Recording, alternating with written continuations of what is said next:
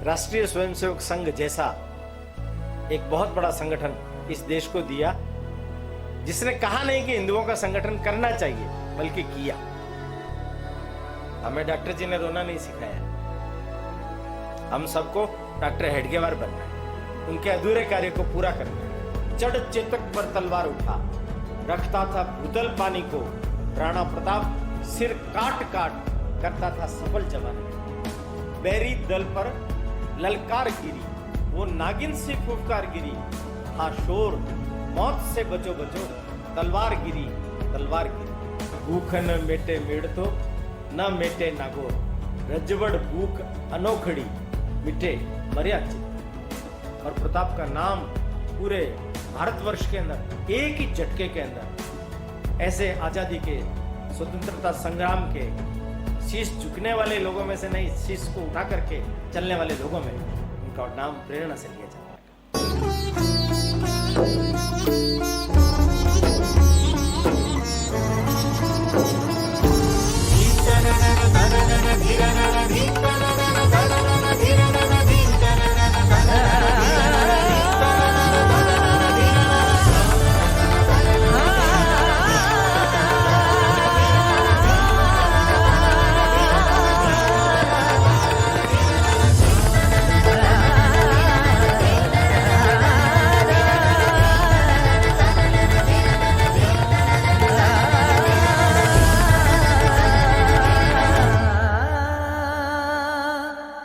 हमें आज सुविख्यात विचारक, वक्ता, 25 से अधिक प्रेरक पुस्तकों के लेखक एवं समाज के प्रति अपना उत्कृष्ट देने वाले भाइयों बहनों के मार्गदर्शक माननीय वर ओम प्रकाश जी भाई साहब का प्रबोधन प्राप्त होगा।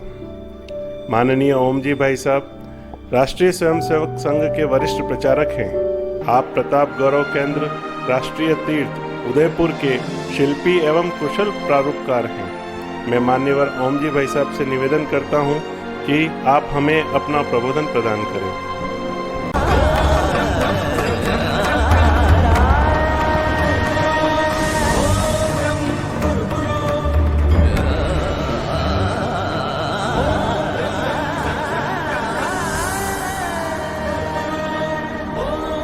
समुत्कर्ष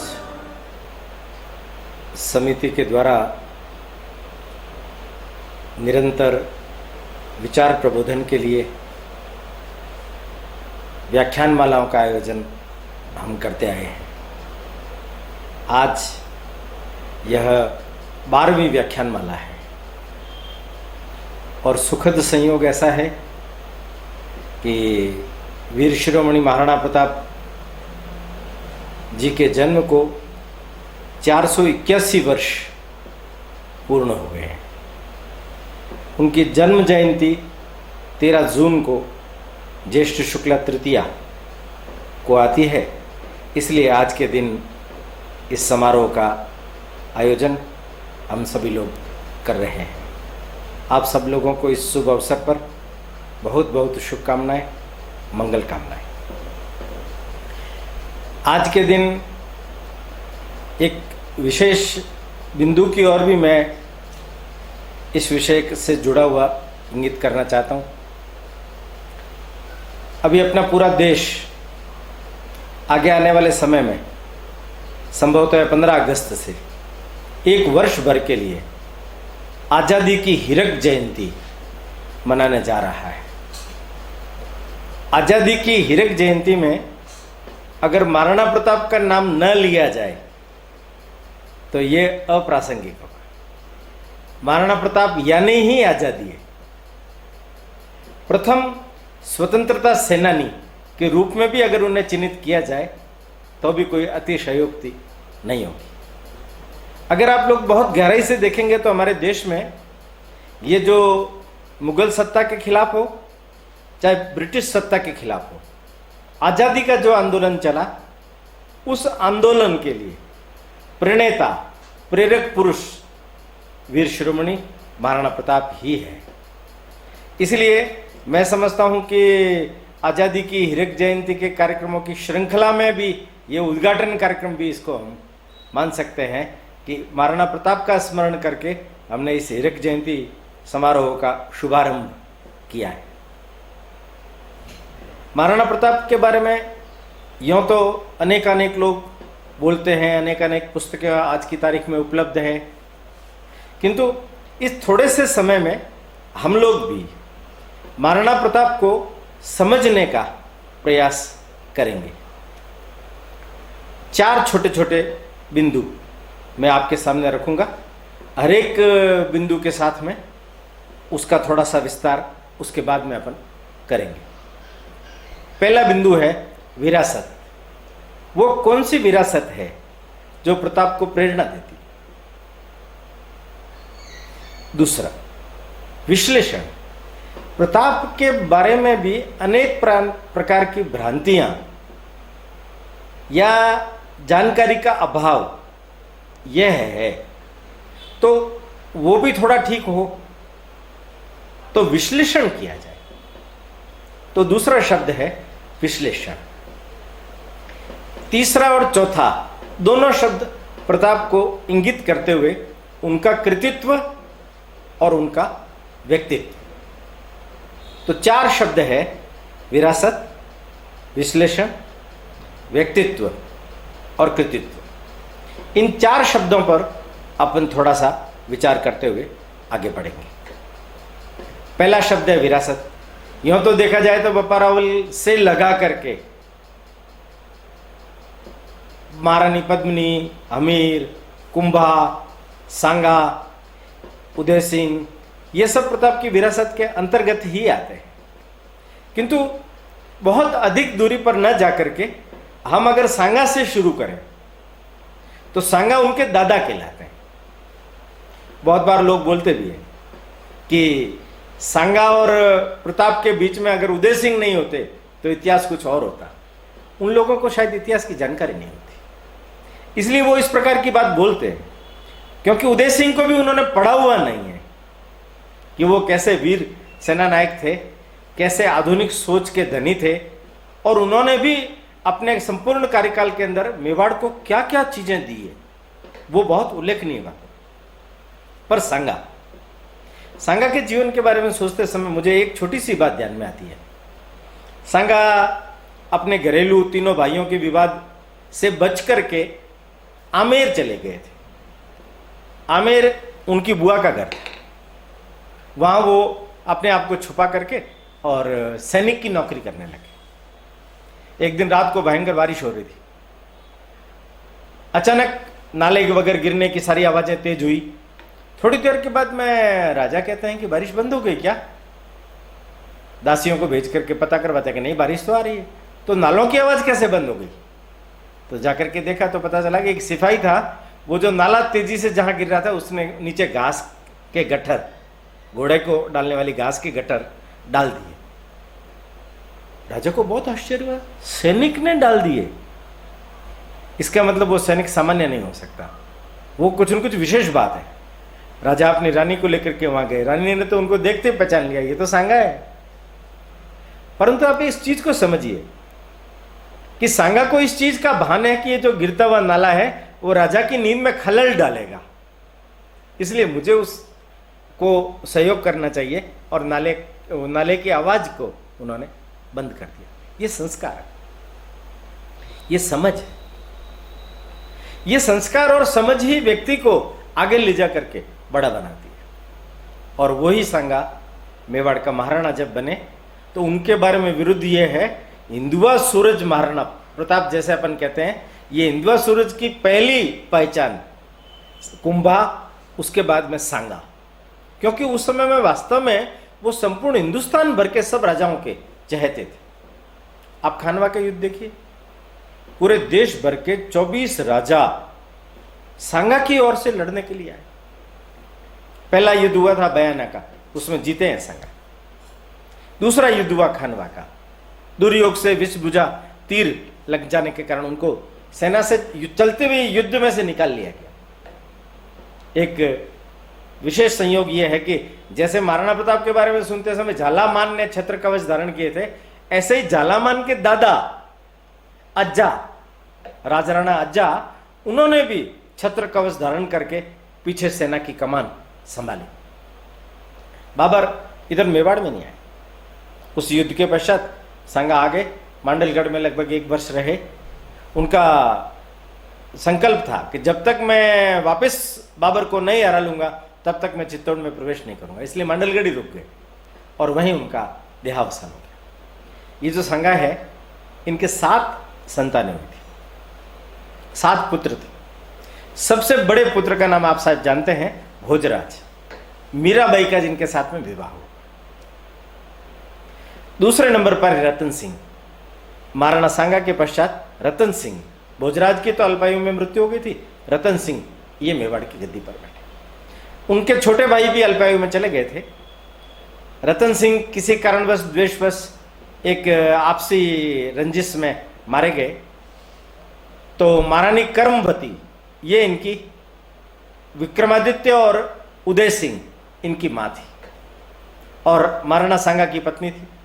ग्रह कलह से बचने के लिए महाराणा सांगा ने इनको रणथंबोर, भामाशाह के पिता भारमल, उनकी देखरेख में भेज दिया। रतन सिंह का जब स्वर्गवास हुआ तो कर्मवती को चित्तौड़ लाया गया और विक्रमादित्य का राज्याभिषेक किया गया। आपने सुना ही है आगे की कहानी। बनवीर ने षड्यंत्र रचा, विक्रमादित्य को मार दिया। उदय सिंह को मारने के लिए आए तो वो वीर महाबलिदानी पन्नाधा आए। उनके जो पुत्र था वो उदय सिंह की आयु के समान का ही था। उदय सिंह उस समय में 15 वर्ष के थे और उनका लड़का पन्नाधाय का चंदन, वो भी 15 वर्ष का था। आप सोचिए कितना बड़ा बलिदान है ये। मेवाड़ के चिराग को जिंदा बचाए रखने के लिए, जलाए रखने के लिए वो अपनी कोख को उजाड़ रही है, स्वयं आगे होकर के। और 15 साल के बच्चे चंदन को क्या मालूम नहीं थी कि मेरा भी बलिदान दिया जा रहा है। मां और बेटे दोनों अपना बलिदान देने के लिए तत्पर। बनवीर आता है, उनकी जगह बदल दी जाती है। उदय सिंह को तो दूर भेज दिया जाता है जंगलों में, उसकी जगह चंदन को मार करके बनवीर संतुष्ट हो जाता है, मैंने उदय सिंह का भी काम तमाम कर दिया है, मेरी राह का सारा रोड़ा निकल गया। पन्नाधाय अपने पुत्र का दाह संस्कार कर सकने में भी समय नहीं गंवाना चाहती थी, फिर भी उसने दाह संस्कार किया। तुरंत प्रभाव से उदय सिंह को लिया और सब तरफ गई है, मेवाड़ में गई है, डूंगरपुर गई है, और वहां से कहीं पर भी उनको आश्रय न मिला तो कुंभलगढ़ गई है। कुंभलगढ़ में आश्रय मिला, आशा शाह देवपुरा, और उनकी मां ने उनका स्वागत किया। ये कुंभलगढ़ का जो स्थान है, यहां 1536 में जब पन्नाधाय उदय सिंह को लेकर के पहुंची तो वहां उदय सिंह के बारे में सर्वत्र जानकारी दी गई कि उदय सिंह जीवित है। वहां उनका राज्याभिषेक हुआ और योग ऐसा बना, पाली के अखेराज सोनगरा, उनकी पुत्री जयवंती बाई, उनके साथ उदय सिंह का विवाह हुआ और 1540 में महाराणा प्रताप का जन्म, ज्येष्ठ शुक्ला तृतीया 1540, उस समय 9 मई थी को महाराणा प्रताप का जन्म। अब इस बीच में एक और प्रेरणादायक प्रसंग महारानी मीराबाई का है। वो कृष्ण की अनन्यतम भक्त थी। भोजराज ने भी उनको प्रेरित किया और उनके सुशोर सांगा ने भी उनको प्रेरित किया। चित्तौड़ में जब हम जाते हैं तो मीरा मंदिर, वो एक्चुअल में कृष्ण मंदिर है, मीरा वहीं भक्ति करती थी। विक्रमादित्य ने उनको रोकने करने की चेष्टा की, विष का प्याला भी भेजा, सर्प का पिटारा भी भेजा। मीराबाई को लग गया कि अब मेवाड़ को छोड़ने का समय आ गया है, तो वो वहाँ से अपने पियर मेड़ता चली गई और मेड़ता से पुष्कर होते हुए वृंदावन गई। वहाँ जीव गोस्वामी जी को भी प्रेरणा दी, वो महिलाओं से मिलते नहीं थे। तब इन्होंने कहा पुरुष तो एकमात्र भगवान श्री कृष्ण है, हम सब तो उनकी सखियाँ हैं। ये प्रेरणा दे करके फिर वो द्वारिका गई। अंतिम समय में द्वारिका में उदय सिंह जी ने जब वापस बुलाने की चेष्टा की तो वो भगवान के सामने जाकर के हाथ जोड़ के कहने लगी, हे प्रभु, अब मुझे कब तक तुमसे दूर रहना पड़ेगा, कब तक मैं वियोग सहन करती रहूँगी। और वो देखते ही देखते भगवान के मुंह में प्रवेश कर गई। पुजारी दौड़ा दौड़ा पीछे का साड़ी का पल्लू पकड़ा तो पल्लू अभी भी द्वारकाधीश के मुंह पर लगा हुआ दिखाई देता है। मेरे तो गिरधर गोपाल, वो अपने गिरधर गोपाल में लीन हो गई। ये जो मीराबाई है, इन्हीं के ही चचेरे भाई जयमल जी, वो भी मेवाड़ में आए। वो मेवाड़ में इसलिए आए कि उनके जो पिता थे, उन्होंने संकल्प किया था कि खानवा के युद्ध के अंदर मैं मेवाड़ की ओर से लड़ूंगा और अपना सिर कटाऊंगा। योग से वो जीवित बच गए, वापस आ गए। अंतिम अवस्था में उन्होंने जयमल जी से वचन लिया कि बेटा, मैं इस संकल्प को पूरा नहीं कर सका, तुम जाके पूरा करना। अब जयमल जी आए। जयमल जी का प्रसंग मैं आगे बताऊंगा, किंतु इस समय में मैं वापस महाराणा प्रताप के ऊपर आता हूं। ये जो विरासत है, इसको जितना अधिक लंबा किया जाए उतना ही कम पड़ेगा। ये विरासत बताने के पीछे का मेरा उद्देश्य है कि ये आपकी कुल परंपरा का निर्धारण करती है, ये आपके जीवन में जीवन मूल्यों का निर्धारण करती है। हम सब लोग भारतवर्ष के रहने वाले हैं ना, तो भारतवर्ष के गौरवशाली अतीत को पढ़ करके हमारे लिए भी ये करणीय हो जाता है, अनुकरणीय हो जाता है, आचरणीय हो जाता है। हर एक व्यक्ति के जीवन में उसके पूर्वजों का स्थान बहुत ही महत्व का होता है। उनका गौरव गान हमें ठीक ढंग से प्रेरणा देने के लिए, प्रेरणा लेने के लिए सीखना चाहिए। तो प्रताप के सामने भी ये जो विरासत है, वो इस रूप में खड़ी थी कि मुझे भी मेरा जीवन ऐसा ही श्रेष्ठ, ऐसी ही परंपरा के अनुकूल और बल्कि हमारे कुल गौरव को बढ़ाने वाला होना चाहिए। जन्म तो हो गया, अब संस्कार की प्रक्रिया शुरू हो गई। उनको सुनाएगा कौन? तो उनकी मां जयवंती बाई। पन्नाधाय का भी स्वर्गवास 45 में हुआ है, मैंने 5 साल का सानिध्य प्रताप को पन्नाधाय का भी मिला है। तो दोनों ने मिलकर के उसके कुल की गौरवशाली परंपरा का प्रक्षेपण उनके मन पर किया। परिणाम क्या हुआ? परिणाम यह हुआ कि प्रताप जिस रूप में आकार लेने लगे, उसी रूप में ही भविष्य में आपको वो दिखने लगेंगे। दूसरे बिंदु से आपको कुछ चीजें प्रताप के संदर्भ में अलग ढंग से देखने और सुनने को मिलेगी। विश्लेषण करना है। प्रताप के बारे में बोलते समय में बड़ा अजीब बात सुनने को मिलती है कि प्रताप कभी चित्तौड़ रहे ही नहीं। अब प्रताप 57 साल की उम्र तक रहे। 1540 में जन्म हुआ, 1597 में स्वर्गवास हुआ, 54 में। ये जो 57 वर्ष है, इसको अगर अपन विभाजित करते हैं तो आपको पता चलेगा सर्वाधिक कालखंड उनका चित्तौड़ में ही रहा है।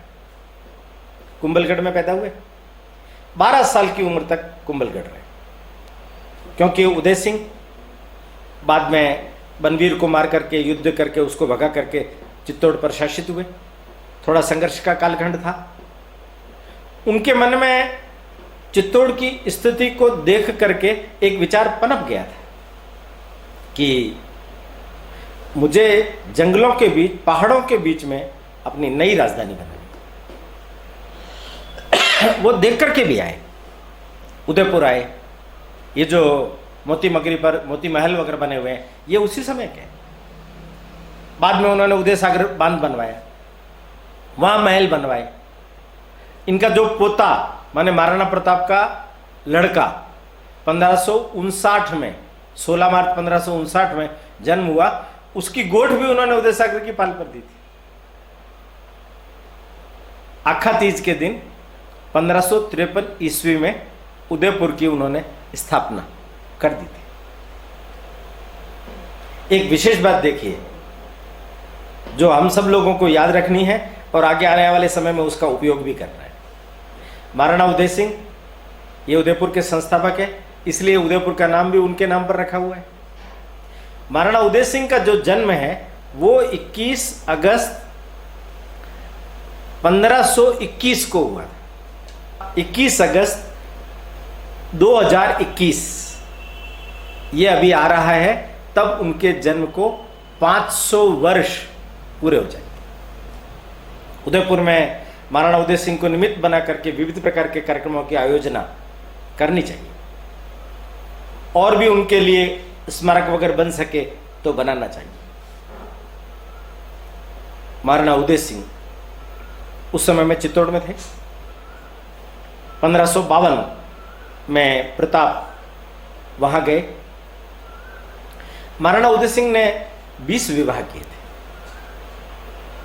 एक उनकी सबसे छोटी रानी थी जैसलमेर की, भटियाणी रानी बोलते हैं उसको, धीर कंवर। उसके रूप जाल में उदय सिंह थोड़ा सा फंस गए और उसका परिणाम यह हुआ कि सूत्र शासन प्रशासन में उनका भी हस्तक्षेप होने लग गया। परिणाम यह हुआ, प्रताप जब चित्तौड़ पहुंचे तो 52 से लगा करके अकबर का आक्रमण हुआ था 1568 में, तब तक वो वहीं रहे, माने 16 वर्ष। 68 से लगा करके गोगुंदाबाद में राजधानी बन गई थी, तो 68 से 76 तक 8 साल गोगुंदा रहे, और 76 से लगा करके 85 तक 84 तक आवरगढ़ को उन्होंने संघर्षकालीन राजधानी बनाया। बीच में कुछ समय कुंभलगढ़, आवरगढ़, ऐसे वो चलते रहे, और अंत में उनके 12-13 साल चावंड को उन्होंने नई राजधानी बनाया, वहां पर बीते। मैंने 16 वर्ष चित्तौड़ में बीते हैं। उस 16 वर्ष में उन्होंने क्या किया देखिए आप, एक बड़ी विशेष बात होती है कि जब आग आपको तपाती है तो आप सोने की तरह निखर करके सामने आते। उपेक्षित प्रताप को किले की तलहटी में जाली महल में ठहरने का सुअवसर मिला। योग से राजा मतलब भारमल रणथंबोर से आ गए थे। भामाशाह की हवेली किले पर बनी हुई है, नीचे भी भामाशाह का एक महल बना हुआ है, वहां भामाशाह वगैरह भी ये लोग रहे। माने बचपन के मित्र के रूप में भामाशाह प्रताप का साथ दे रहे हैं, और ये युगल जोड़ी पूरे जीवन भर साथ रह करके इस संपूर्ण स्वतंत्रता संग्राम का मुकाबला करते। वहां जाली महल में रहते हुए इन्होंने जयमल जी से युद्ध का प्रशिक्षण लिया। युद्ध नीति के साथ साथ राजनीति का भी प्रशिक्षण लिया, प्रशासन का भी प्रशिक्षण लिया। और आप देखिए उनके इस विषम परिस्थिति में उनको जनता के समक्ष आने का अवसर ज्यादा मिला। वो लोकप्रिय हो गए कीका के नाम से, जन जन में लोकप्रिय हो गए। वो वहां हेडक्वार्टर उनका वहां था, पर पूरे मेवाड़ में भ्रमण करते थे, जंगलों में जाते थे, पहाड़ों पर जाते थे, लोगों के पास जाते थे, उनकी समस्याओं को सुनते थे, सुलझाते थे। योग से उदय सिंह के ऊपर दबाव था, इसलिए उदय सिंह ने इनको युवराज घोषित कर दिया। युवराज के इस कालखंड में उनकी एक बहुत बड़ी उपलब्धि है कि उन्होंने इस कंवर पदे के समय 3 बड़े युद्ध जीते हैं। एक डूंगरपुर का सोम नदी के किनारे युद्ध हुआ, वो जीता। एक चावंड का युद्ध हुआ, वहां जीता राठौड़ों के बीच में। और इस तरफ गोडवाड़ मैंने सिरोही जालोर का इलाका, वहां पर भी उन्होंने जीत दर्ज कराई। माने एक छोटी सी उम्र में उन्होंने बहुत बड़े करतब दिखाए और अपनी योग्यता को सिद्ध कर दिया। कोई उनको इग्नोर नहीं कर सकता। परीक्षा का समय भी आ गया, 1568 अकबर का आक्रमण हुआ। उस अकबर के आक्रमण के समय प्रताप ने यह बोला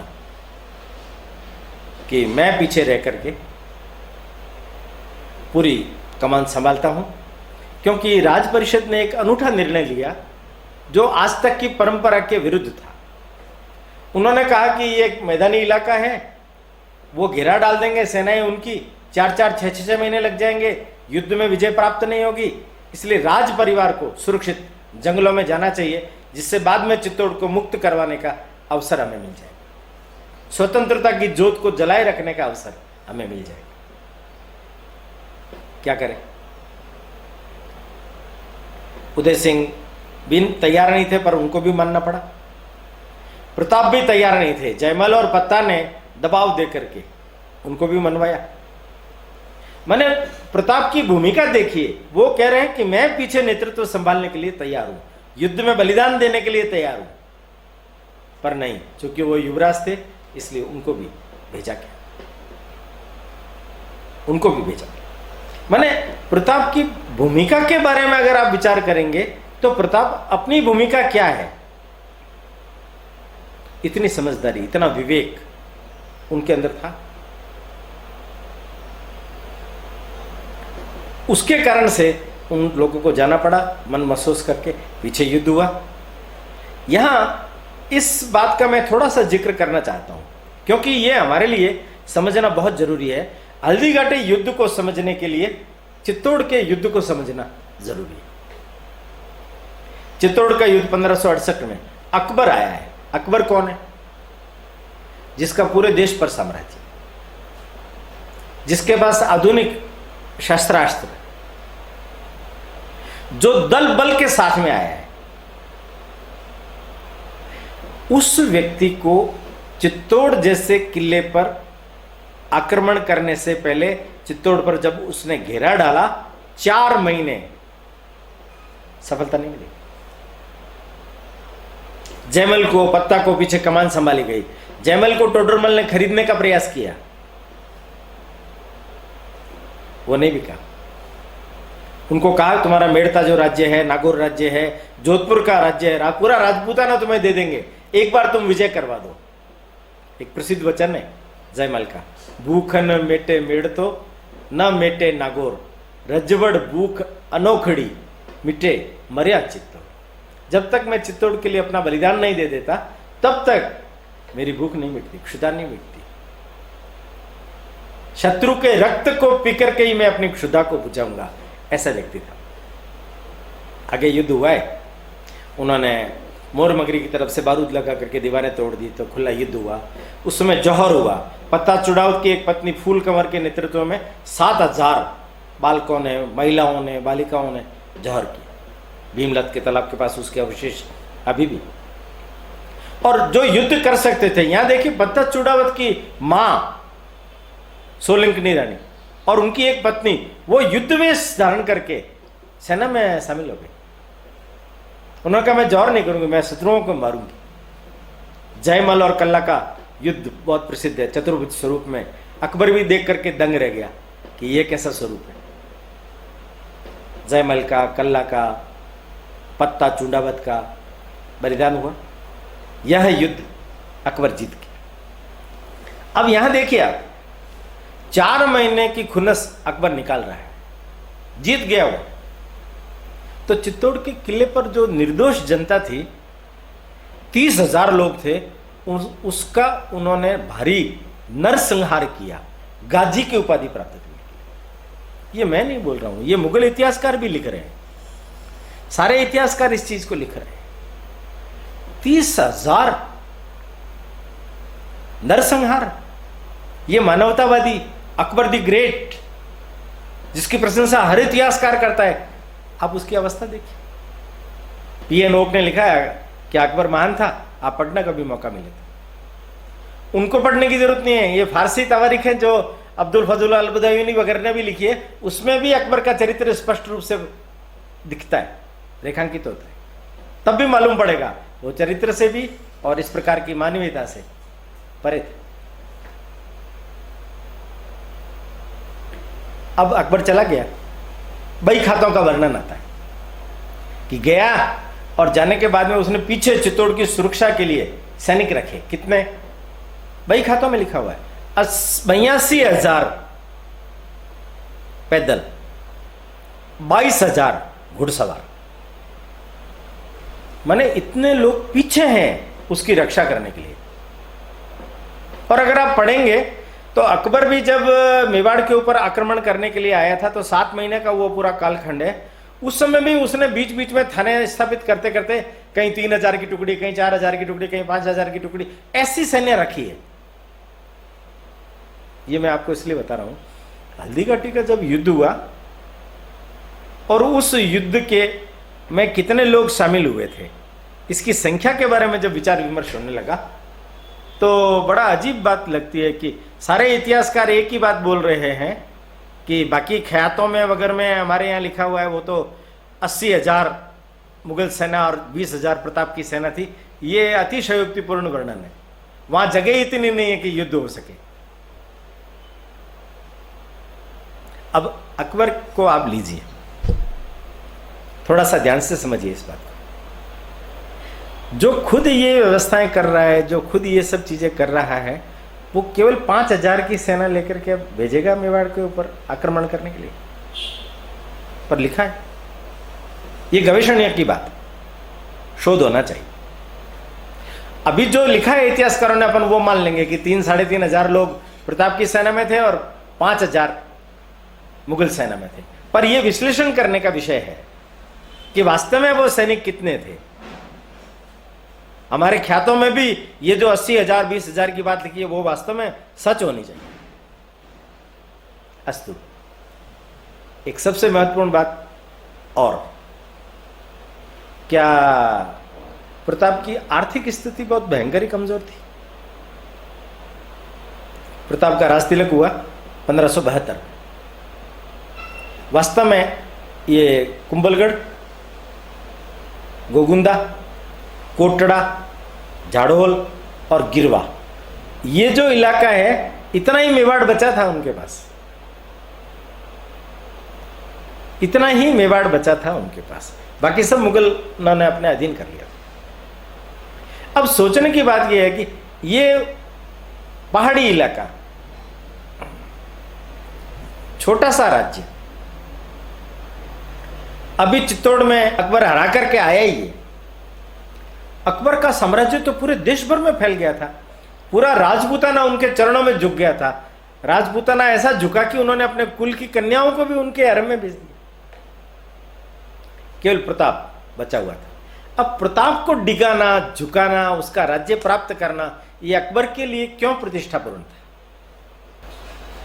और इसलिए अकबर के सामने यह प्रश्न खड़ा होता है, ऐसा बड़ा घराना, ऐसा गौरवशाली घराना जिसकी धाक पूरे देश भर में है, उसका प्रमुख अगर मेरे दरबार में आता है, अपने कुल की कन्याओं को मुझे देता है, मेरे सामने वो झुकता है, ये मेरे लिए गर्व करने लायक बात है। अहम, साम्राज्यवादी लिप्सा, उसी ऐब में उसने प्रयास किया। बहुत सारे इतिहासकार लिखते हैं कि अकबर ने ये जो देश भर की एकता, अखंडता बनाने का जो प्रयास किया, उसमें प्रताप बाधक बने। ये प्रताप ने गलती की। प्रताप ने युद्धों को आमंत्रित करके मेवाड़ को नष्ट कराने की दिशा में आगे बढ़ा दिया। ऐसा अनेक इतिहासकार लिखते हैं, अच्छे अच्छे इतिहासकार लिखते हैं। चलो वो तो लिखते हैं जो लिखते हैं, आप सोचिए इसमें गलती किसकी है? एक छोटा राजा बना ही नहीं है। 1572 में प्रताप का राज्याभिषेक हुआ है और ये 5 छोटी तहसीलें, वो राजा बना ही नहीं और शुरू कर दिया अकबर ने प्रयास। 4 संधि वार्ता करने के लिए भेजे गए। प्रताप ने बहुत मीठा उत्तर दिया, उनको टरकाया, मेरे सहयोगी नहीं मान रहे, मैं उन सबको समझाऊंगा, इत्यादि इत्यादि बातें करके और भेज दिया। प्रताप ये तो जानता था कि हो न हो आगे अकबर का आक्रमण होगा। उस आक्रमण की हमें तैयारी करनी। युद्ध की तैयारी के लिए समय चाहिए और वही हुआ। इन चारों को उन्होंने जब टरकाया, 72 से लगा करके 76, 4 साल का समय मिला प्रताप को। प्रताप ने पूरे मेवाड़ को जगा दिया। प्रताप ने पूरे मेवाड़ को जगा दिया। ये जो युद्ध हल्दी घाटी का होगा वो मैं आपको आगे बताता हूं, किंतु यहां समझने की बात है कि प्रताप की जो आर्थिक स्थिति है वो कैसी थी।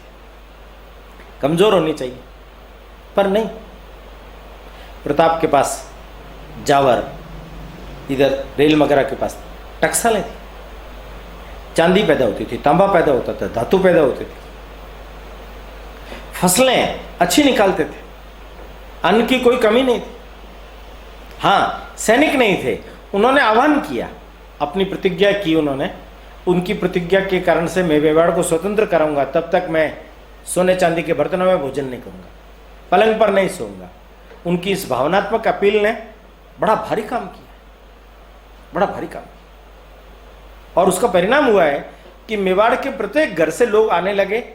और उन्होंने यहाँ एक सबसे बड़ी बात यह है कि आदिवासी लोग, जनजाति लोग इस पूरे क्षेत्र में बहुतायत में है। उनका प्रताप ने जितना बढ़िया उपयोग किया उतना शायद ही किसी ने किया। सैन्य प्रशिक्षण, गोफन, तीर कमान, गुप्तचरी, इन सब कामों के अंदर परिवारों की सुरक्षा उस संकट के कालखंड के अंदर उन्होंने उनसे करवाई। भामाशाह, ये भी रामपुरा, मालवा, उस सारे इलाके को वो और उनका भाई ताराचंद लूट करके लाया है। कितनी बड़ी राशि थी? कहते हैं 25 लाख रुपए और 20,000 स्वर्ण अशर्फियां। गोरीचंद हीराचंद ओझा ने इसका विश्लेषण किया है तो उन्होंने कहा 25,000 की सेना 12 वर्ष तक निर्वाह कर सके, इतना बड़ा धन है ये। इतना धन प्रताप के पास था। बाद के कालखंड में चावंडी के दिनों में भी प्रताप के पास में भामाशाह ने अहमदाबाद तक को लूट करके लाए 2 करोड़ रुपए उस समय में। माने आर्थिक स्थिति से प्रताप कमजोर नहीं थे। लिखा है, ये राम सांतावर ग्वालियर के राजा अपने तीनों पुत्रों के साथ में आए थे, उनको चांदी के 800 टके वो देते थे। माने उनके पास में जो जो भी आया उसकी सारी व्यवस्थाएं उन्होंने की। आप अवरगढ़ में जाएंगे, अवरगढ़ को उन्होंने राजधानी बनाया।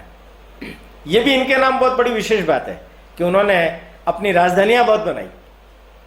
ये संघर्षकालीन राजधानी है, वो भी 4 मील तक का पूरा बड़ा घेरा है, तालाब है, कुएं है, मंदिर है। उबेश्वर जी, कमलनाथ, उबेश्वर जी तो इधर आ गया, कमलनाथ का जो मंदिर है उसके ऊपर वहां भी मंदिर बने हुए, महल बने हुए हैं। माने 4-5 हजार लोग वहां ठहर सके, इतनी व्यवस्था है वहां। परिवार सहित वहां सुरक्षित रहते थे, मुगल वहां पहुंचने का नाम ही नहीं ले सकते थे। उतने सारे लोगों की व्यवस्था, भोजन की व्यवस्था प्रताप को ही तो करनी पड़ती थी। नानो सो अमरियो चीख पड़ियो, हूं लड़ियो घणो, हूं सयो घणो, मेवाड़ी मान बचावन ने। कन्हैयालाल सेठिया जी ने जो कविता लिखी है वो टॉड के इतिहास लेखन के ऊपर आधारित है। ऐसी घटना नहीं हुई है।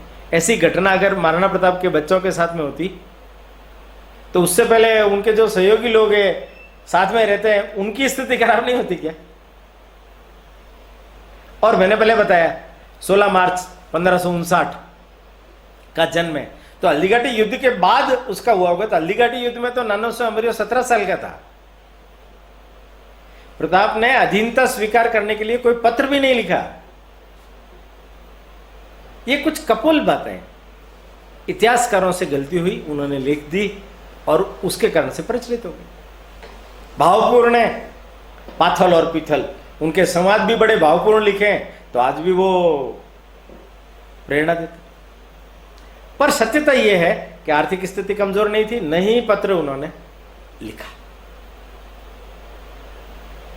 बातें अनेक हैं, विश्लेषण अगर हम करेंगे तो अनेक प्रकार की चीजों का करते चले जाएंगे, किंतु समय की अपनी सीमा है, मर्यादा है। कुछ चीजों का विश्लेषण मैंने किया है, अभी भी इन सब के ऊपर शोध करने की आवश्यकता है। प्रताप के जीवन के 2 बातें और देखिए विश्लेषण के लिए कि जो बहुत उपयोगी होगी। मेरे एक मित्र हैं, कहीं बैठे हुए थे, उन्होंने वहां 2-4-5 लोगों के बीच में एक बड़ा विषय छेड़ा कि प्रताप ने आज तक रक्षात्मक युद्ध किए, आक्रमण नहीं किया। बड़ा विचित्र लगा मुझे भी, क्योंकि वो भी अच्छे जानकार व्यक्ति है। प्रताप ने परिस्थिति को समझ करके सब प्रकार का चिंतन किया है। देखिए, उन्होंने परिस्थिति को समझ करके छापामार युद्ध पद्धति को विकसित किया, उसकी ट्रेनिंग दी गई। सेना का भी विकेंद्रीकरण किया गया, जिसे लोड सब पर ना पड़े, सबकी भोजन व्यवस्था, उनकी प्रशिक्षण की व्यवस्था, शस्त्र की व्यवस्था वो भी की है। पूरे मेवाड़ के अंदर बड़े बड़े स्थान विकसित किए जहां शस्त्र बन भी सके, शस्त्र रख भी सके, एक साथ 500-1000 लोग रह भी सके। उस समय में अकबर इतना जबरदस्त सक्षम व्यक्ति था, जिसके पास में बड़ी बड़ी सेना और आधुनिक तोपखाने वगैरह थे। उनसे सीधा मुंह लेना, सीधा मुंह की लेना, ये मौत के मुंह में जाने जैसा नहीं। अगर जाते तो क्या बुद्धिमानी कहलाती? नहीं। इसलिए मौके पर वो रक्षात्मक युद्ध ही उपयोगी था। एक कालखंड तक उन्होंने रक्षात्मक युद्ध किया है, पर उसका कालखंड 3-4 साल का ही है। पर उस 3-4 साल में भी देखिए आप, बड़ी विशेष बात है, आई मुगल सेना, पहाड़ों में चले गए सब, जनता भी चली गई। मुगल सेना को लूटा है, उनके जन को, उनके घोड़ों को, हाथियों को, उनके धन को, उनके अन्न को लूटा है। ये रक्षात्मक है या आक्रमण? त्राहिमाम मच गए। जैसे ही मुगल सेनापति वापस लौटे, सारे जितने थाने उन्होंने स्थापित किए थे, उन सब थानों पर वापस मेवाड़ का अधिकार हो गया। ऐसा अनेक बार हुआ, ऐसा अनेक बार। और बाद का तो देखो आप, दिवेर का युद्ध, एक ही दिन में 5-5 थाने, 80 थाने तक उन्होंने लूट लिए। ये रक्षात्मक है। आमेर का सबसे बड़ी आर्थिक मंडी मालपुरा, वहां तक जाकर के उसको लूट करके आए हैं। ये रक्षात्मक है? नहीं। विवेक से, बुद्धिमानी से, जहां रक्षात्मक जरूरी है वहां रक्षात्मक, जहां छापामार जरूरी है वहां छापामार, जहां विशेष अभियान जरूरी है आक्रमण का, प्रत्याक्रमण का, वहां वो भी किया। पूरे मेवाड़ को स्वतंत्र कराया है। अगर आक्रमण नहीं करते तो मेवाड़ कैसे स्वतंत्र होता? घर में बैठे रहते, रक्षा ही करते रहते, तो पूरा मेवाड़ कैसे स्वतंत्र होता? जहां मुगलों का अधिकार था उसको भी स्वतंत्र करा लिया, अपनी प्रतिज्ञा को पूरा किया। रक्षात्मक युद्ध में भी वो माहिर थे। प्रताप की छवि ऐसी है, उनका भाला, उनकी तलवार, उसको देख करके उनका शौर्यकाल ही स्मरण आता है। किंतु प्रताप की जो सबसे बड़ी विशेषता थी, वो शांति काल के भी महानायक थे। चावंड का 12-15 सालों का उनका सारा लेखा जोखा जब आप करेंगे तो आपको मालूम पड़ेगा कि राष्ट्र पुनर्निर्माण कैसे किया जाता है, किस प्रकार से किया जाता है। ऐसी संकटकालीन विशेष परिस्थितियों में भी पूरे मेवाड़ को न केवल स्वतंत्र कराया, बल्कि परम वैभव की दिशा में, पुनर्निर्माण की दिशा में, सर्वांगीण विकास की दिशा में, राम राज्य की दिशा में आगे बढ़ा। ये उनके जीवन का विशेष गुण था। तो जो लोग उनको योद्धा के रूप में ही देखते हैं, उनके लिए एक विशिष्ट जानकारी है। तीसरा, कृतित्व। बातें आई है सामने, अभी मैंने पीछे विश्लेषण भी किया, उसके बीच में भी कुछ बातें आई होगी, पर ये जो कृतित्व है ना, उसको केवल अपन 3 बिंदुओं तक सीमित करते हैं। 3 बिंदुओं तक। पहली रणनीति, दूसरी कूटनीति, और तीसरा पुनर्निर्माण। ये वही है कूटनीति। चित्तौड़ का जो मैसेज है कि कूटनीति से चलना चाहिए। परंपरा को तोड़ दिया है, राज परिवार जंगलों में चला गया, ये कूटनीति है। चारों संधि वार्ता करने के लिए जलाल खां कोरची, मानसिंह, भगवंत दास, टोडरमल, ये जो 4 संधि वार्ता करने के लिए लोग आए हैं, 2 तो सैन्य बल लेकर के आए थे, पर उन सबको भी उन्होंने बहुत बढ़िया उत्तर देकर के, उनका अतिथि सत्कार करके, उनका स्वागत करके और भेजा। उनकी बातों में नहीं आए, अपनी बातों से उनको कन्विंस किया। अकबर क्या समझता था कि मैं संधि वार्ताओं के द्वारा जैसे राजपूताने को पूरे को जीत लिया है, इसको भी जीत लिया।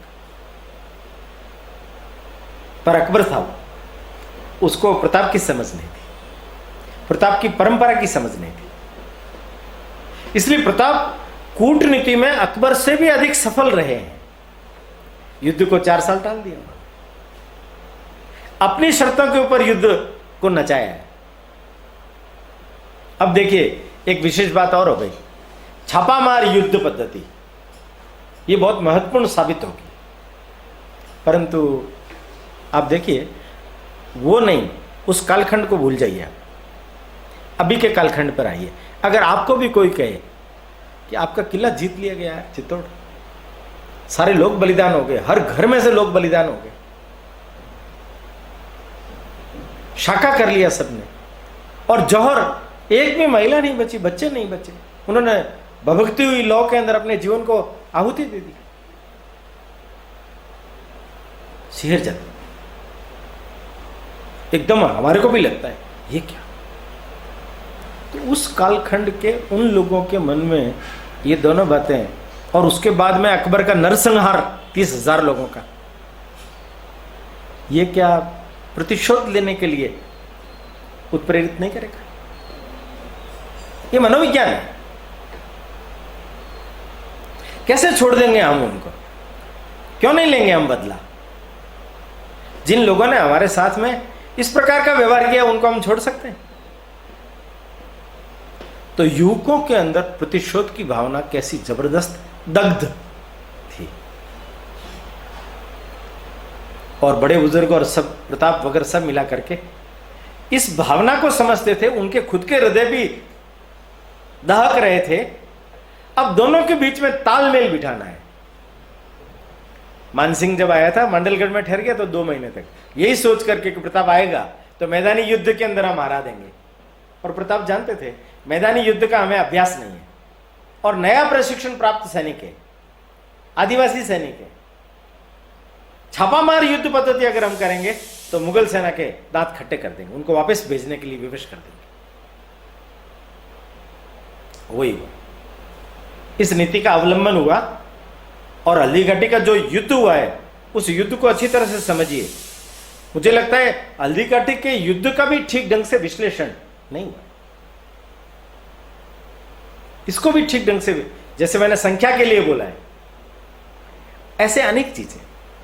मैं संक्षिप्त में कुछ बातें रखता हूं कि हल्दी घाटी युद्ध में प्रताप की जो रणनीति थी वो कैसे सफल रही।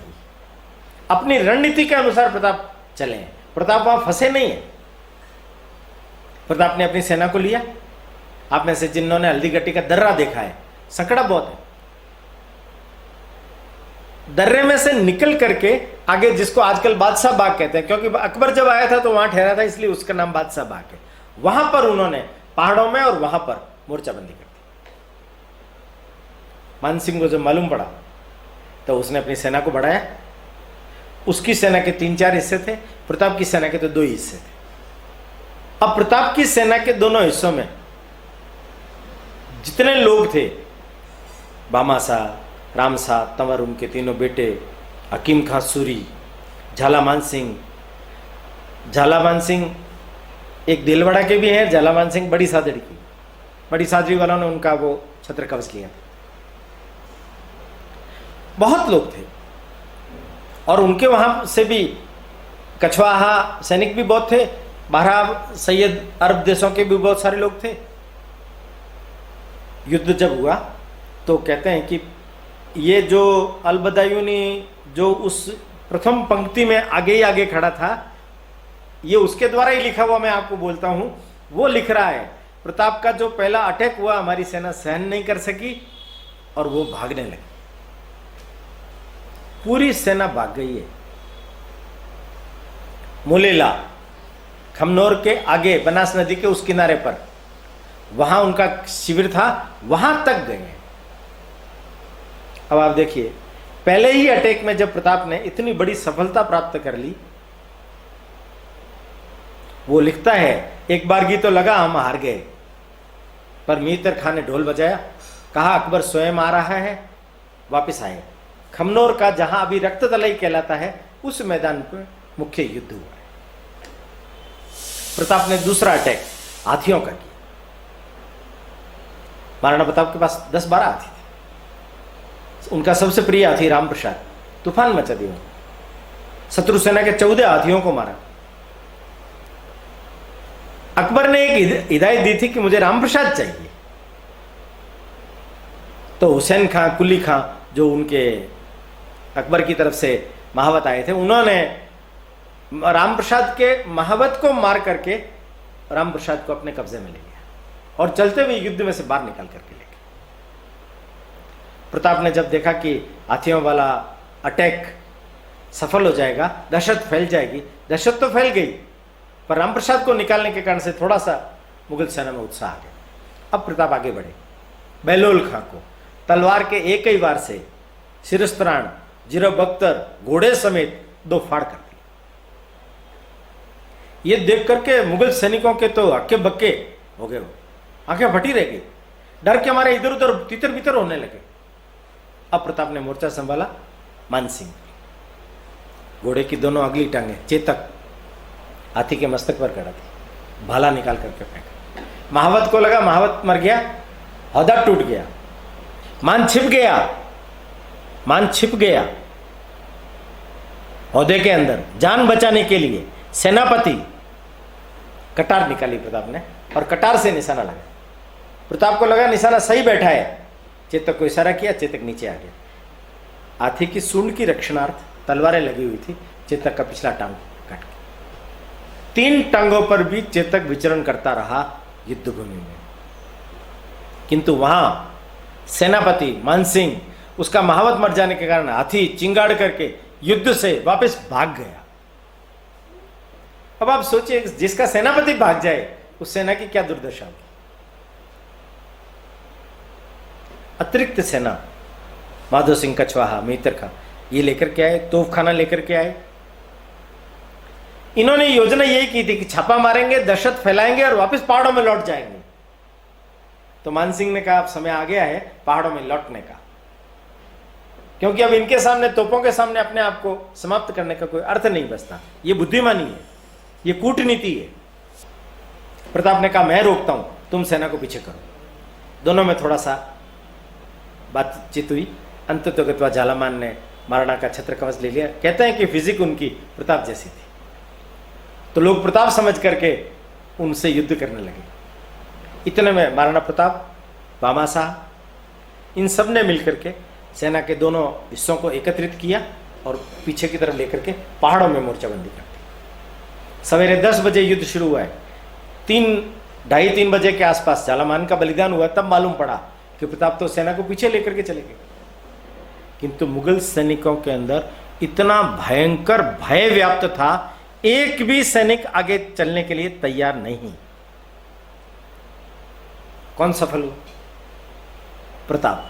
इस पहली झड़प में मुगलों को छठी का दूध याद दिला दिया। लौट गए वो अपने शिविर में। 2 दिन तक शिविर में रहे और 2 दिन बाद जब उन्हें मालूम पड़ा कि प्रताप तो गोगुंदा भी खाली करके कोलियारी के जंगलों में चला गया है, तब डरते डरते ये लोग गोगुंदा पहुंचे। और वहां क्या हुआ? चारों तरफ खाइयां खुदवाई, बड़ी बड़ी बाड़े लगवाई ऊंची ऊंची, माने ये अपने स्वयं की रक्षा करने की व्यवस्था, डर के मारे प्रताप के, कहीं प्रताप आक्रमण ना कर दे, इस डर से प्रताप ने उनकी रसद सामग्री रोक दी। भूखे मरने की नौबत आ गई। सैनिकों ने विद्रोह कर दिया, आम खाने लगे, घोड़ों को काट काट कर खाने लगे और अंततः सेना ने विद्रोह करके अजमेर की ओर कूच कर लिया, क्योंकि सितंबर के महीने में अजमेर में अकबर स्वयं आया हुआ था। सेना पहुंच गई। अंततः सितंबर के लास्ट में मानसिंह, आसफ खां भी पहुंच गए। अब यहां थोड़ी सी बात, एक और इतिहासकारों में ऐसे बहुत सारे इतिहासकार एक प्रसंग लिखते हैं हल्दी घाटी युद्ध के साथ में, कि प्रताप जब लौट करके आ रहे थे उस समय एक खुरसानी और मुल्तानी, 2 मुगलों ने, पठानों ने उनका पीछा किया। शक्ति सिंह बाहर खड़े थे, उन्होंने देखा, उन्होंने उनको मारा। शक्ति सिंह ने प्रताप की रक्षा की। चेतक घोड़ा नाला पार करते समय में गिर गया, उसका स्वर्गवास हो गया। आज अभी चेतक की छतरी बनी हुई है, वहां अपने स्वामी को सुरक्षित पहुंचा करके उसने दम तोड़ दिया। चेतक ने तो दम तोड़ दिया नाला पार करते हुए, ये बात तो ठीक है, पर इस पूरे युद्ध के दौरान प्रताप जब बैक हुए, सारी सेना के साथ जब बैक हुए, और भामाशाह और ताराचंद तो उनके बॉडीगार्ड जैसे थे, हर समय उनके पास ही रहते थे, तो अकेले प्रताप कैसे भाग रहे थे? और किसी ने भी नहीं देखा, केवल 2 सैनिकों ने ही देखा मुगल। ये समझ में आने लायक बात है। विश्लेषण भी नहीं करते। मैं एक बात हमेशा ही कहता रहता हूं कि अब्दुल फजल अल बदावी ने जो लिखा उसको तो हमने संदर्भ मान लिया। हमारे यहां के जितने सारे शास्त्र हैं, प्रशस्तियां हैं, उसको हमने माना ही नहीं। उस समय के रामा सांधू, उन्होंने कविता लिखी हल्दीघाटी युद्ध पर, उसमें अनेक प्रमाण मिलते हैं, उसको हमने साक्ष्य नहीं माना। नए संदर्भों के साथ में, हमारे अपने संदर्भों के साथ में, और ठीक ढंग से विश्लेषण करते हुए तर्क के साथ में चीजें सामने लानी पड़ेगी, तब ठीक ढंग से ये सामने आएगा। हल्दीघाटी का जो युद्ध है वो पहली झड़प वहां समाप्त हुई 18 जून को, और सितंबर में जब आसफ खां और मीतर खां लौट गए असफल होकर के, तब वो युद्ध पूरा हुआ। अब युद्ध का परिणाम क्या रहा? तो बहुत सारे लोग कहते हैं अनिर्णित रहा, बहुत सारे लोग कहते हैं अकबर जीत गया, किंतु अधिकांश इतिहासकार दबे दबे स्वरों में एक बात बोलते हैं, वो कहते हैं अकबर अपराजय है। ये भ्रम टूट गया हल्दीघाटी युद्ध से। मतलब क्या हुआ? पराजय हुआ। चलो छोड़ो इतिहासकार क्या बोलते हैं और क्या नहीं बोलते। मैं 2 सवाल पूछता हूं आपसे, 2 सवाल। ये जो आसफ खां और मान सिंह, इनको सेनापति बना करके अकबर ने भेजा था। सितंबर में जब ये वापस अजमेर में पहुंचे तो अकबर ने बाकी लोगों का तो सत्कार किया, उनको सम्मान दिया, उनके ओहदे और बढ़ाए। इन दोनों का क्या किया? तो मुगल इतिहासकार लिखते हैं इन दोनों की ड्यूटी बंद कर दी, माने दरबार में प्रवेश वर्जित। ये इनको पुरस्कार दिया गया, पनिशमेंट। किस बात का? असफल होकर के लौटे, हार करके लौटे, चारों तरफ अकबर की थू थू हो गई, इज्जत खराब करवा करके लौटे। ये पहला प्रमाण। और दूसरा प्रमाण, 12 अक्टूबर को अकबर स्वयं मेवाड़ पर मैं विजय करने के लिए जा रहा हूं। तो भाई तुम विजय प्राप्त कर चुके तो अब क्या, कौन सी विजय प्राप्त करने के लिए जा रहे हो? जब तुम विजय प्राप्त कर चुके तो अब कौन सी विजय प्राप्त करने जा रहे हो? ये दोनों प्रमाण अपने आप में इतने महत्वपूर्ण हैं कि पहले आक्रमण के समय ही अकबर को मुंह की खानी पड़ी। प्रताप का पलड़ा विजयी रहा, प्रताप ने मुगल सेना में दहशत पैदा कर दी, और प्रताप का नाम पूरे भारतवर्ष के अंदर एक ही झटके के अंदर ऐसे आजादी के, स्वतंत्रता संग्राम के शीश झुकने वाले लोगों में से नहीं, शीश को उठा करके चलने वाले लोगों में उनका नाम प्रेरणा से लिया जाने लगा। कूटनीति। हल्दीघाटी में प्रताप की विजय। छापामार युद्ध नीति। उस कालखंड में भी आप देखिए कि प्रताप की जो युद्ध नीति थी वो कैसी जबरदस्त थी। छापामार युद्ध, गोफन का उपयोग जनजाति लोगों की, जनजातियों को इतनी बढ़िया ट्रेनिंग की, गुप्तचर व्यवस्था, नाके पर नाके, नाके पर नाके दौड़ करके लंबी से लंबी दूरी को घंटे भर में, 2 घंटे में पार करने में सक्षम लोग थे।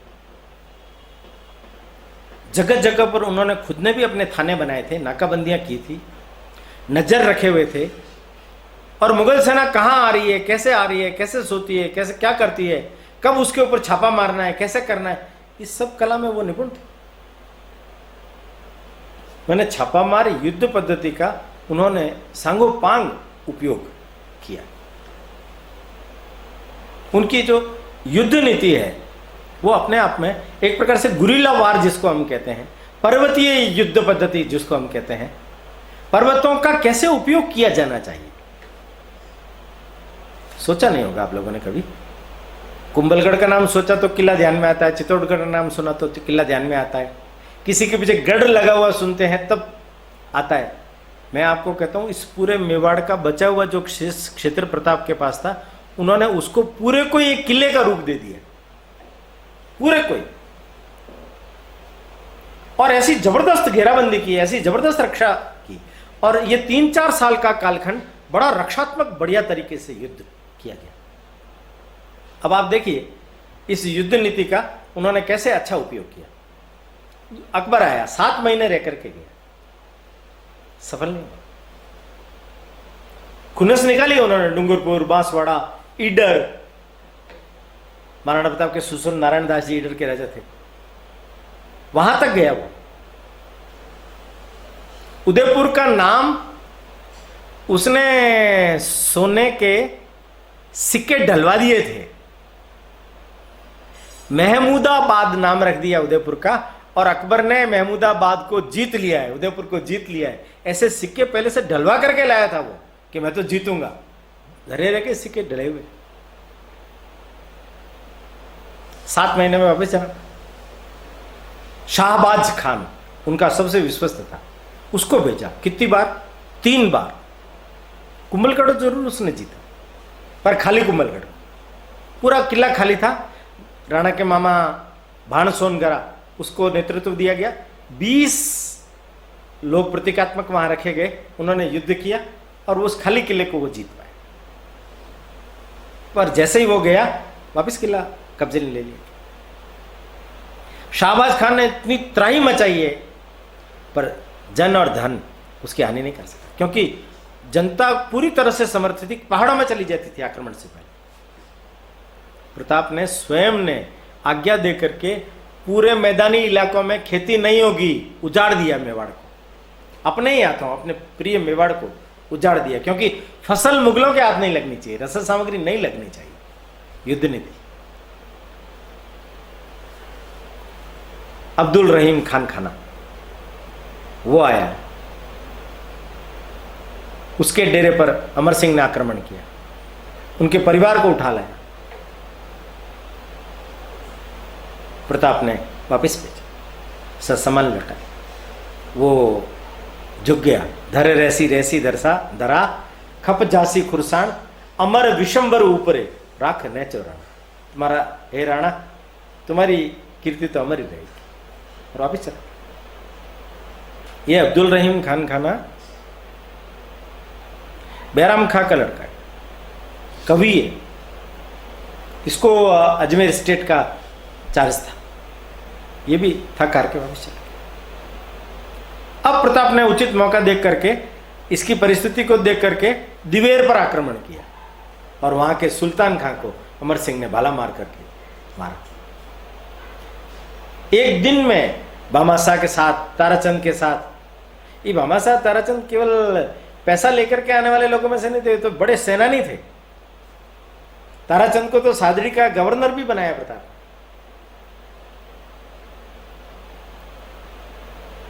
जगन्नाथ कछवाहा का 84 में एक अंतिम आक्रमण हुआ, चावंड तक वो गया, पर वो भी असफल होकर के लौटा। माने प्रताप की नाकाबंदी, उनकी युद्ध कुशलता, उनकी पहले की स्ट्रेटेजी, जैसे जैसे मुगल सेना आगे बढ़ती जाती, वो पीछे पीछे से सब साफ करते जाते। माने इस पूरे कालखंड के दौरान प्रताप की हानि नहीं हुई है। मुगल सेना से उन्होंने धन, अन्न, घोड़े, शस्त्र, बहुत हथियाएं हैं, बहुत हथियाएं हैं। माने एक प्रकार से वो ये बोल रहे हो, आओ ये सब देकर के मुझे और वापस चले जाओ। और तीसरा इसका पुनर्निर्माण, चावंड। 12 वर्ष के अंदर उन्होंने सारी व्यवस्थाएं वापस की, गांव बसाए हैं, नए उद्योग बसाए हैं, सड़कों का, मार्गों का नियोजन किया है, व्यापार का नियोजन किया है। खास तौर पर अगर अपन देखें तो 5 बिंदु इस पर सोचने लायक है। वापस से शिल्प और स्थापत्य सब नए सिरे से, महलों का निर्माण, मंदिरों का निर्माण। उदयपुर के अंदर भी उस समय में निर्माण कार्य शुरू किया, बांधों का निर्माण, साहित्य, जीवनधर और चक्रपाणी। चक्रपाणी से उन्होंने जो ग्रंथ लिखवाए हैं, मुहूर्तमाला ज्योतिष पर है, राज्याभिषेक पद्धति। माने वो कितना विद्वान व्यक्ति होगा कि भगवान राम के समय से लगा करके आज तक कितने राज्याभिषेक हुए हैं, उन सब पद्धतियों का समावेश करके एक बड़ी उचित और गौरवपूर्ण राज्याभिषेक पद्धति का निर्माण किया। और सबसे बड़ी बात है, विश्व वल्लभ ग्रंथ, एग्रीकल्चर कैसा होना चाहिए, पानी द्रोण कहाँ कहाँ इकट्ठे करेंगे, किस जगह पर कितना पानी है, कौन सा पौधा लगेगा, खाद कैसा देना चाहिए। छोटे छोटे पहाड़ी इलाके के अंदर कम जमीन के ऊपर हम अच्छी खेती बाड़ी कैसे कर सकते हैं, आम बहुतायत में ले सकते हैं, अनेक प्रकार के फल ले सकते हैं, मक्की, सामा, वो जो महाराणा प्रताप के बारे में बोलते हैं ना, घास की रोटी खाई, एक्चुअली में सामा की रोटी है। उस समय में सामा बहुत प्रचुर मात्रा में होता था, इसलिए सामा की रोटी जनजाति क्षेत्रों के अंदर बहुत बनती थी, तो वो रोटी खाते थे। तो घास की रोटी खाना मैंने मक्की की रोटी खाना, ऐसा है। कोई असुविधा या अन्न की कमी के कारण से इस प्रकार की चीज की जा रही है, ऐसा नहीं। तो साहित्य के अंदर एक विशेष बात यह है, उस समय के अकबर से लगा करके अनेक राजे महाराजे जितने भी हुए हैं, उन्होंने अपने नाम पर प्रशस्तियां बहुत लिखवाई है। और महाराणा प्रताप की विशेषता यह है कि उन्होंने अनामिकता का परिचय देते हुए अपने बारे में, अपनी प्रशंसा के बारे में, अपने कार्यों के बारे में, अपने कृतित्व व्यक्तित्व के बारे में एक शब्द नहीं लिखवाया, एक शब्द नहीं लिखवाया। इतना प्रसिद्धि परांगमुख व्यक्तित्व। चित्रकला, निशारदी, कीरतदास, चावंड शैली की चित्रकला को विकसित किया। आजकल उसी को मेवाड़ शैली की चित्रकला बोलते हैं। उस समय के बनाए हुए चित्र आज भी सुरक्षित है, आज भी सुरक्षित। कृषि का विकास किया गया, वो विश्व वल्लभ ग्रंथ के आधार पर। सैन्य विकास, गुप्तचर व्यवस्था, थानों की नई रचना, शस्त्र निर्माण करने की उद्योगशालाएं, माने कितना विचार किया होगा। और उस पूरे कालखंड के अंदर वापस एक समृद्धशाली मेवाड़ हो जाए, किसी पर भी डिपेंड रहने की जरूरत नहीं। इतना जबरदस्त उन्होंने उस कालखंड के अंदर पुनर्निर्माण का ताना मारा। माने उनकी जो ये कृतित्व है, ये बहुत बड़ा कृतित्व है। हल्दी घाटी के अंदर की स्ट्रेटेजी, युद्ध के उस सौर्य काल की स्ट्रेटेजी और इस पुनर्निर्माण काल की स्ट्रेटेजी, ये अपने आप में अनूठी। और अंतिम बिंदु उनका व्यक्तित्व। अब जब इतनी सारी बातें जो उनके द्वारा हुई है, तो आप सोच सकते हो कि उनका व्यक्तित्व कैसा होगा। चुंबक लोग आते हैं,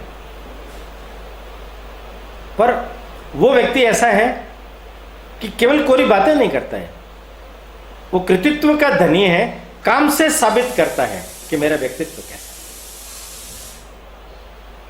इसलिए उन्होंने प्रतिज्ञा ली, और प्रतिज्ञा का परिणाम था, ये व्यक्ति कौन है जो राजपाट छोड़ने के लिए तैयार है, सुख सुविधाएं छोड़ने के लिए तैयार है, ऋषियों के समान, तपस्याओं के समान जीवन जीने के लिए तैयार है। कष्टपूर्ण जीवन जीऊंगा मैं, कंटकाकीर्ण मार्ग पर चलूंगा मैं, आपके साथ कंधे से कंधा मिला करके चलूंगा मैं, टापरे टापरे जाऊंगा मैं, ऐसा बोला ना उन्होंने। परिणाम क्या हुआ? पूंजा भील आ गए, हकीम खान सूरी आ गए, ताज खां आ गए। बड़ी अच्छी बात है, एक छोटी सी मैं बीच में ट्विस्ट करना चाहता हूं कि बहुत बार बहुत सारे लोग बोलते हैं कि अकबर मुस्लिम इस्लाम का द्योतक था और महाराणा प्रताप हिंदुओं के द्योतक थे। पर बहुत सारे लोग फिर ताज खां, हकीम खान सूरी, वो सेनापति था, तो ये साथ थे, तो ये तो धर्मनिरपेक्ष थे। इनकी बुद्धि पर थोड़ा सा तरस आता है, क्योंकि चीज समझते नहीं। मेवाड़ एकलिंग जी को अपना अधिपति मानता है, और ये एकलिंग जी के दीवान, माने मेवाड़ धर्म राज्य है। ऐसे भारतवर्ष भी धर्म राज्य है। यहां धर्म निरपेक्ष नहीं है, धर्म सापेक्ष राज्य। धर्म पर चल करके ही हम आगे बढ़ सकते हैं। ये जो हकीम खां सूरी जैसे व्यक्ति को, ताज खां जैसे व्यक्ति को प्रताप ने अपनी सेना में जो अनुमति दी है, वो उनके उस संस्कारों के कारण से हैं जो धर्म राज्य के अंतर्गत आते हैं। माने धर्म राज्य मुसलमानों की सुरक्षा की भी गारंटी देता है। इसी कारण से आज भारतवर्ष में भी आप देखेंगे तो मुसलमान अन्य देशों की तुलना में ज्यादा सुखी है। क्यों? हिंदुत्वों का बाई नेचर धर्मनिरपेक्ष नहीं है, धर्म सापेक्ष। ये समझने की बात। प्रताप के खून में क्या है? कहीं पर भी कोई कुरान शरीफ वगैरह दिख जाती थी तो उठा करके वो सुरक्षित मस्जिद तक पहुंचा देते थे। क्यों? उस कालखंड में तो ऐसा नहीं हुआ। अब पूरे अकबर का अकबरनामा पढ़ करके देखेंगे तो हिंदुओं के ऊपर जितने अत्याचार हुए हैं, जितनी बहू बहन बेटियों की इज्जत लूटी गई, जितने मंदिर तोड़े गए हैं, प्रताप ने तो ऐसा काम नहीं किया। क्यों? ऐसा नहीं है। धर्म राज्य की संकल्पना में उनके ऊपर जो लाइबिलिटी आती है, जो जिम्मेदारी आती है, जो जीवन मूल्य विकसित होते हैं, उसमें से जाकर के ये चीजें खड़ी आह्वान किया उन्होंने। आप देखेंगे तो 36 बिरादरी के लोग हल्दीघाटी युद्ध में प्रताप की ओर से युद्ध किए। हर परिवार में से था। वो कोशिदल महारानी की घटना आती है ना, सैनिक वेश में उनको देख करके प्रताप को बड़ा आश्चर्य हुआ। हाथ जोड़ के बोले, वो आप युद्ध में कैसे? वो कहती है आपने आह्वान किया था ना, प्रत्येक परिवार में से युद्ध करने लायक लोग युद्ध में आने चाहिए। मेरे पति का तो 100 रुपये सूट, बच्चे छोटे हैं घर में, कौन आता? मैं स्वयं सैनिक वेश पहन करके आ गया। मैंने एक स्त्री अपने परिवार का प्रतिनिधित्व हल्दीघाटी के युद्ध में होना चाहिए, ये उसने सोचा। उसने नहीं, मेवाड़ के प्रत्येक परिवार ने सोचा। हल्दीघाटी के युद्ध में मेवाड़ के प्रत्येक परिवार का, किसी भी जाति का क्यों न हो, रक्त बहा है। ये प्रताप अपना आदर्श नहीं रखते तो इतने लोग उनकी बात को वजन देते क्या? देखिए, एक बात बहुत अच्छी तरह से समझिए। जो राजा होता है उसकी बात का अनुपालन करना ये लोगों के लिए आवश्यक हो जाता है, डर के मारे, पनिशमेंट की डर से। पर सहज आगे होकर के हमारा राजा तो ब्रह्म ऋषि महर्षि के समान है। आगे होकर के इस तरीके से आना, ये हर किसी के बुते का। उनके व्यक्तित्व के अंदर ये जो पवित्रता, ये जो सादगी, ये जो कष्ट सहिष्णुता, ये जो साधना, इसका संपुट है, उसका प्रभाव। इसलिए इतने सारे लोग उनके साथ में जुड़ गए। प्रताप को खुद को देखिए ना, हल्दीघाटी युद्ध से पहले मान सिंह घूम रहा था, गुप्तचरों ने सूचना दी, प्रताप ने कहा अभी युद्ध का समय नहीं, युद्ध में निपटेंगे इससे, ऐसे धोखे से नहीं मारेंगे। माने छल कपट नाम की चीज ये प्रताप नहीं मानते थे आज। हालांकि सठे साठे समाचारित शिवाजी ने इसका उपयोग किया है, जो उस समय की आवश्यकता थी, मांग थी। उनके साथ में इसी प्रकार का ही व्यवहार किया जाना चाहिए था, पर उनके संस्कार उसको अलाउ नहीं कर रहे थे। व्यक्तित्व, उनका व्यक्तित्व ऐसा था कि जिसके कारण से उन्होंने ये निर्णय नहीं लिया। आप देखिए ना, कितने सहयोगी, एक लंबी सूची। क्यों? प्रताप का साथ देने के लिए। और उस समय प्रताप ने भी जो व्यवस्थाएं की है ना, 32 राव, 16 राव, 32 उमराव, सामूहिक नेतृत्व को ही महत्व दिया। उन सबकी अपनी अपनी सेनाएं, उनके अपने अपने खर्चे, विकेंद्रीकरण, लोड नहीं पड़ना चाहिए, पर नियंत्रण एक जगह पर, केंद्रीय भूमिका एक जगह पर। निर्णय सब मिलकर के विचार विमर्श करके चलेंगे। सबको लगता है हमारा अपना योगदान है। सामूहिक नेतृत्व का बहुत बड़ा योगदान होता है। चाहे कोई छोटी संस्था हो, चाहे कोई बहुत बड़ा राज्य हो, चाहे देश हो, हर जगह पर इस चीज से प्रेरणा लेनी ही पड़ेगी कि सामूहिक नेतृत्व के द्वारा सब लोगों का जन और मन और बल एक हो जाता है, उसका परिणाम ज्यादा अच्छा रहता है। प्रताप ने हर एक व्यक्ति की क्षमता का उपयोग किया। पूंजा भील को देखिए, उसका उपयोग किया।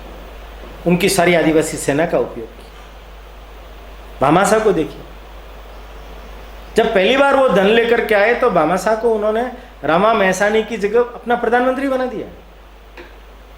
और ये खानदान भी देखो कैसा अनूठा खानदान है। ये खानदान कैसा अनूठा खानदान है कि इस खानदान में भामाशाह से पहले कोई मेवाड़ का दीवान वगैरह नहीं रहा है। ये मेवाड़ के प्रधानमंत्री के रूप में पहले रहे, और उसके बाद इनका लड़का जीवा शाह, उसके बाद में जीवा शाह का लड़का अक्षय शाह, 3 पीढ़ियों तक मेवाड़ के प्रधानमंत्री रहे। अमर सिंह को भी उन्होंने सपोर्ट किया।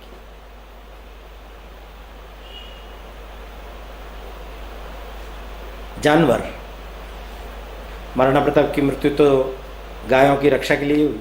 एक बगेरा था, उसको मारने के लिए तीर चलाया तो आते खींच गई थी, वो गायों को खा जाता था। तो गौ रक्षा के लिए एक प्रकार से उन्होंने अपना बलिदान दिया। 57 वर्ष की आयु में चावंड के पास में बंडोली में उनका दाह संस्कार किया गया। अभी भी छतरी बनी हुई, 57 साल की उम्र। उनके बाद में भी उन्होंने इतना व्यवस्था कर रखी थी कि 15-20 साल तक मेवाड़ को कभी आर्थिक कमी का अनुभव नहीं करना पड़ेगा। भामाशाह न केवल इस प्रकार का प्रशासन को संभालने में, युद्ध करने में सफल थे, बल्कि उनका चरित्र कैसा था, वही अब्दुल रहीम खान खाना मालवा में मिल गया और इनको क्या कहने लगा, मैं अकबर के दरबार में तुम्हें बहुत बड़ा ओहदा दिला दूंगा। बीकानेर के प्रधानमंत्री ने भी हाँ कर लिया है, तुम भी कहोगे तो मैं तुम्हें खूब पैसा, बहुत बड़ा ओहदा ये दिलवा दूंगा, तुम हमारे साथ मिल जाओ। भामाशाह ने ठुकरा दिया। देखिए कैसे लोग होते हैं। ये प्रतिबद्ध लोक शक्ति है जो प्रताप ने अपने अनुपम सहयोगियों के रूप में प्राप्त की। बड़ी लंबी सूची है। हर एक व्यक्ति के जीवन पर भी एक एक छोटी छोटी पुस्तक लिखी जा सकती। ऐसे अनुपम अनन्य सहयोगी थे। ये सहयोगी नहीं होते ना तो ये स्वतंत्रता का इतना बड़ा संग्राम, उसमें विजय प्राप्त करना, इतने लंबे समय तक टिके रहना, ये संभव नहीं था। ये संभव नहीं। एक अंत में छोटी सी बात कहकर के बात पूरी कर देता हूं मैं। ये जो अवरगढ़ का जब कालखंड था संघर्षकालीन, उस समय प्रताप भी टापरे टापरे तक जाते थे। एक बार मूल सेना को भनक लगी कि इस टापरे में प्रताप आ गए, और वो पांदरवा की बात है, मेरपुर पांदरवा, पूंजा का ही स्थान है। पूंजा का छोटा लड़का है दूधा, वो अपने घर से पेटियां लेकर के, कपड़े की थैली में लेकर के प्रताप के लिए जा रहा था। उसको जाता हुआ देख करके मुगल सैनिक पीछे हो गए। वो पहाड़ी रास्तों का जानकार था, उनको चकमा देते हुए इधर उधर भागता रहा। वो भी मुगल सैनिक पता नहीं कोई इधर के ही होने चाहिए, इसलिए वो भी उनका पीछा बराबरी से कर रहे थे। और अचानक उसमें से एक ने कटार निकाल करके उसके हाथ पर फेंकी, तो दाहिने हाथ में जिसमें वो पोटली पकड़ी हुई थी यहां लगी, हाथ कट गया, पोटली नीचे गिरी। उसने तपाक से पोटली उठाई वापस और तुरंत भागा, और चक्कर दे करके इधर उधर से घुमा करके उनको चकमा दे करके सीधा प्रताप जहां थे उनके वहां जाकर के पहुंचा। राणा जी। महाराणा ने देखा कौन आए, देखा अरे दूधा, अरे ये क्या हुआ। उन्होंने बताया ये वो पीछे पड़ गए थे, उन्होंने हाथ काट दिया। उन्होंने उनकी पट्टी वट्टी की तुरंत प्रभाव से, पर वो क्या कह रहा है, माँ ने रोटी बेची है आपके लिए। मैंने देखे यार, ये मेवाड़ के घर घर की हालत ऐसी है, और उसका कारण है प्रताप का आदर्श जीवन। आज महाराणा प्रताप जी की जयंती है। इस जयंती के अवसर पर मैंने आपके सामने 4 बिंदुओं के आधार पर महाराणा प्रताप की विरासत कैसी थी, जीवन मूल्य कैसे थे, और कुछ जो भ्रांतियां पैदा कर दी गई है इतिहासकारों के द्वारा, उसका ठीक ढंग से विश्लेषण, शोध करने की आज भी आवश्यकता है। और महाराणा प्रताप का कृतित्व, उन्होंने क्या उपलब्धियां थी और उनका व्यक्तित्व कैसा था जिसके कारण से उनको ये उपलब्धियां हासिल हुई, इसको ठीक ढंग से समझेंगे तो महाराणा प्रताप के बारे में जानना, सुनना, समझना, पढ़ना और ज़्यादा से ज़्यादा लोगों तक इस बात को पहुंचाना, इसमें हम सब लोग भी सहयोगी साबित होंगे। मैं समझता हूं अगर इतना सार्थक प्रयास हम कर पाते हैं तो जन्मदिन मनाने की भी सार्थकता उपलब्ध हो जाती है। समुत्कर्ष समिति का मैं धन्यवाद अर्पित करता हूं, उन्होंने मुझे यहाँ बुला करके आप सब लोगों से बातचीत करने का शुभ अवसर प्रदान किया और आप सब लोगों का भी मैं करबद्ध निवेदन करता हूँ कि इस सारी वार्ता को ठीक ढंग से समझकर अपने जीवन के लिए भी दूसरों के लिए भी सार्थक सिद्ध हो इसके लिए प्रयास करें। इतना कहकर के मैं अपनी बात को समाप्त करता हूँ।